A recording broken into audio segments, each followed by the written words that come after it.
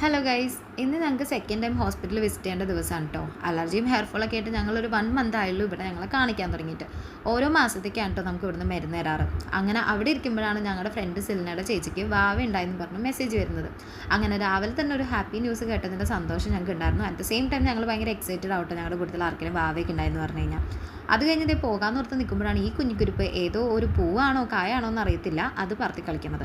അത് കഴിഞ്ഞ് ഞങ്ങൾക്ക് സിനിമയ്ക്ക് പോകാൻ പ്ലാൻ ഉണ്ടായിരുന്നു. ബട്ട് വിചാരിച്ചതിന് നേരത്തെ ഹോസ്പിറ്റലിൽ നിന്ന് ഇറങ്ങിയതുകൊണ്ട് ഞങ്ങൾ നേരെ ഞങ്ങളുടെ ഫ്രണ്ട് പാറുവിൻ്റെ വീട്ടിലോട്ടാണ് പോയിട്ടുണ്ടായിരുന്നത്. അങ്ങനെ അവൾക്കും ടിക്കറ്റൊക്കെ ബുക്ക് ചെയ്ത് അതിനെ കൊണ്ടുപോകാമെന്നാണ് വിചാരിച്ചിട്ടുണ്ടായിരുന്നത്.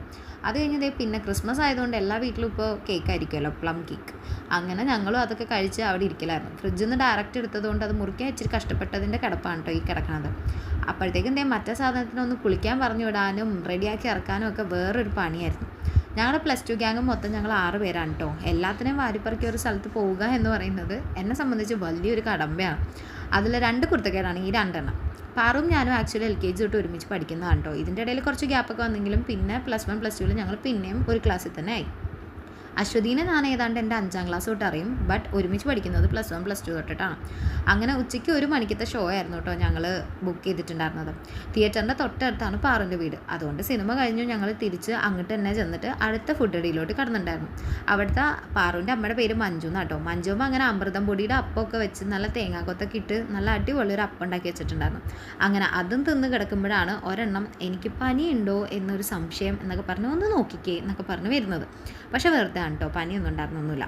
അത് കഴിഞ്ഞ് ഞങ്ങൾ ഒത്തിരി സംസാരിക്കാൻ ഞങ്ങൾക്ക് സത്യം പറഞ്ഞു കഴിഞ്ഞാൽ മാറ്ററുകളൊന്നും വേണ്ട കേട്ടോ. അങ്ങനെ കുറേ സംസാരിച്ചിട്ടാട്ടോ അവിടെ നിന്ന് ഇറങ്ങിയിട്ടുണ്ടായിരുന്നത്. ഞങ്ങൾ പോണതിൻ്റെ അഭിനയമാണ് ഇപ്പോൾ വേദിയിൽ ഇറങ്ങിയിട്ടുണ്ടായിരുന്നത്. അത് കഴിഞ്ഞ് കുറച്ച് സാധനങ്ങളൊക്കെ വാങ്ങാൻ പോയിട്ടുണ്ടായിരുന്നു. അങ്ങനെ നാളത്തേക്കുള്ള സാധനങ്ങളും വാങ്ങി ഞങ്ങളുടെ സ്ഥിരം ഗേറ്റടിയും കഴിഞ്ഞിട്ടാണ് ഞങ്ങൾ വീട്ടിലെത്തിയിട്ടുണ്ടായിരുന്നത്. അതൊക്കെ കഴിഞ്ഞ് പുൽക്കൂട് ഒരുക്കാനാണ് പോയിട്ടുണ്ടായിരുന്നത്. പൂച്ച സാറിൻ്റെ വക അതിൻ്റെ ഇടയിൽ വേറെ കുറേ അൽക്കുൽക്ക് പരിപാടികളൊക്കെ ഉണ്ടായിരുന്നു കേട്ടോ. അതിൻ്റെ ഇടയിൽ കൂടി ആ പുൽക്കൂട് സെറ്റ് ചെയ്തെടുക്കൽ വലിയൊരു ടാസ്ക് തന്നെയായിരുന്നു. അങ്ങനെ അതെല്ലാം സെറ്റ് ചെയ്ത് വെച്ചിട്ട് ഇനി ഉണ്ണീശോനെ വെക്കാൻ വേണ്ടി 12 മണിയാവാൻ വേണ്ടിയിട്ട് കാത്തിരിക്കുമായിരുന്നു ഞങ്ങൾ.